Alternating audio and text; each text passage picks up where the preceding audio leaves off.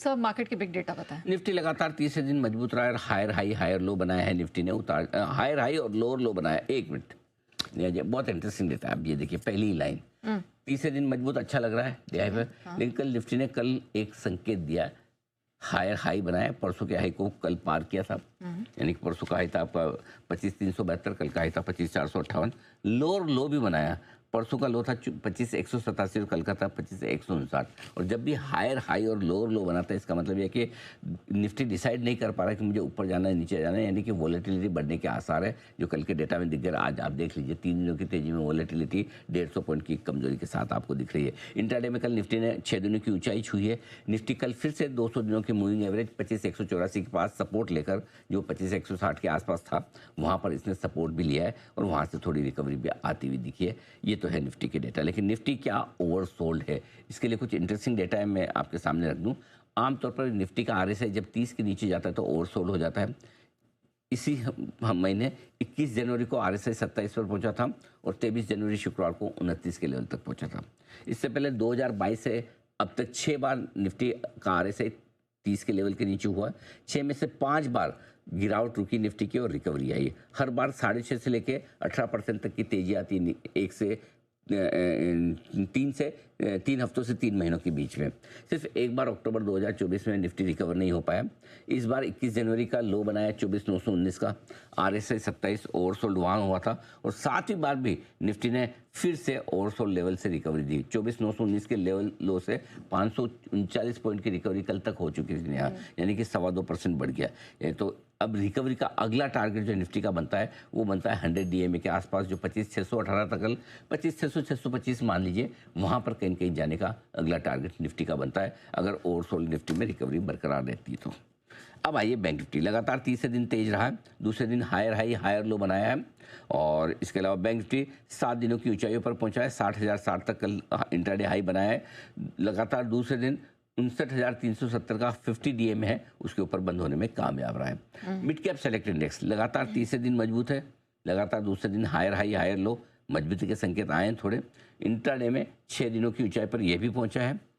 100 DMA के पास ये अटक रहा है, इसको पार नहीं कर पा रहा है। 13,460 2 दिनों से इसके पास पहुंच जरूर रहा है, लेकिन ऊपर बंद नहीं हो पा रहा है और चौथे दिन भी 100 DMA के नीचे ही बंद हुआ है mid cap select index. Small cap index में भी कमोबेश वैसे ही रुझान है, तीसरे दिन मजबूत है, दूसरे दिन हायर हाई हायर लो है, 6 दिन की ऊंचाई पर यह भी पहुंचा है। मिड कैप स्मॉल कैप और बैंक निफ्टी कमोबेश एक ही तरह के संकेत आपको दे रहे हैं। ऑलराइट, लेकिन सेक्टोरली किस तरह का परफॉर्मेंस दिखा सर इंडेक्सेस में? मेटल ओनली मेटल, राइट, लगातार चौथी दिन नया लाइफ है बनाया मेटल ने।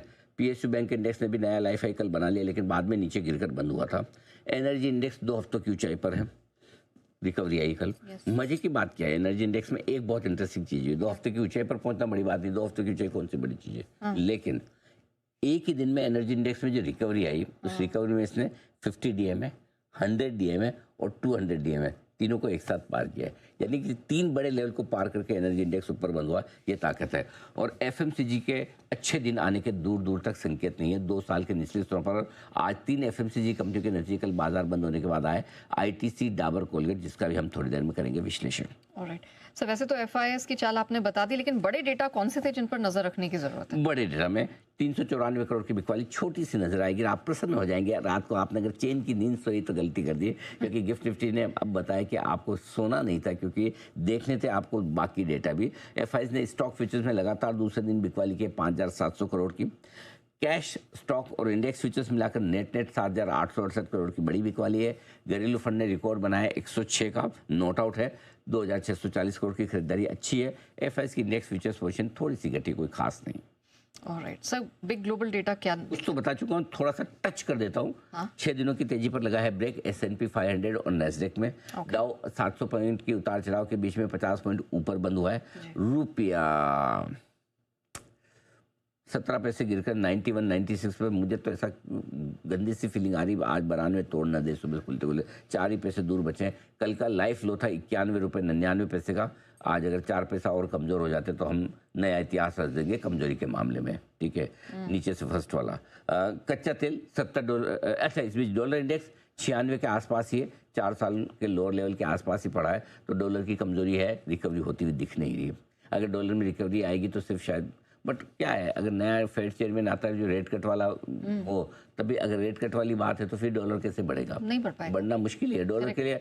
ट्रम्प साहब पूरा जोर लगा रहे हैं कि कैसे भी करके मेरा डॉलर मजबूत हो जाए, लेकिन अफसोस बाकी सब वो कर पा रहे हैं, इसके अलावा मतलब उठा पटक अनाप शनाप बोलना, इसको लड़ाना, इसको भिड़ाना, ये करना कह वो भी करना। रहे हैं कि डॉलर इंडेक्स हमारा अभी भी बहुत इंपॉर्टेंट करेंसी है, ये थोड़ा गिर भी जाए तो हमें कोई फर्क नहीं, वो नहीं तो पड़ेगा। मरा हुआ हाथी भी 1.25 लाख का होता है भाई, ऐसा थोड़ी कि इम्पोर्टेंट तो हम भी जानते हैं इम्पोर्टेंट है, हाँ, लेकिन इम्पोर्टेंट होना मतलब ये तो वैसे ही वाला हाल है ना कि भाई आप पहले कितने इम्पोर्टेंट है, आज कितने इम्पोर्टेंट है।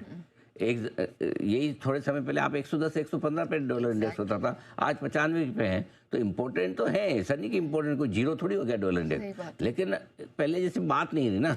आज लोगों को सोना पसंद आ रहा है आपकी बजाय, सिंपल सी चीज़ें समझ में आए तो समझ लीजिए, बाकी कॉलर ऊंची करने में हम इम्पोर्टेंट, ठीक है भाई हो, हम भी जानते हैं इम्पोर्टेंट है, तभी तो हमारा कोई रोज़ सुबह सुबह बात करनी पड़ती है ट्रम्प साहब की, सुबह सुबह आओ बैठो, क्या बोला भाई, आते ही न्यूज रूम में घुसते पहले, हाँ भाई क्या कुछ बोला है क्या कोई आया ट्वीट भेज दो जरा है ही इम्पोर्टेंट, इसमें कोई डाउट नहीं, लेकिन जैसे इम्पोर्टेंट होना चाहिए वैसे नहीं है आप। By True. हाँ, तो अच्छा, बाकी कच्चा तेल $70 के पास है, 4 महीनों की ऊंचाइयों पर है।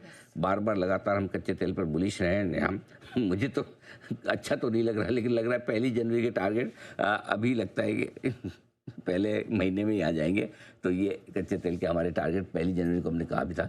फॉर्चुनेटली दोनों साल, पिछले साल हमने कच्चे तेल में बड़ी कमजोरी की भविष्यवाणी की थी जी। और इस साल हमने बड़ी मजबूती की बात की थी। $75 हो सकता है बाद में देखते हैं, और अगर टारगेट ऊपर के बढ़ाने होंगे तो देखेंगे। अभी 75 के टारगेट है। सोना चांदी की हम बात कर ही चुके हैं, नए LIFI 1,93,000, 4,20,000।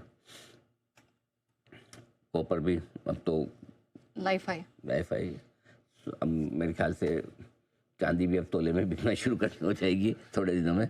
एल्यूमिनियम और जिंक 4 और 3 साल की ऊंचाई पर, कॉपर नए LIFI पर है। Enjoy, have fun. Alright sir, बताइए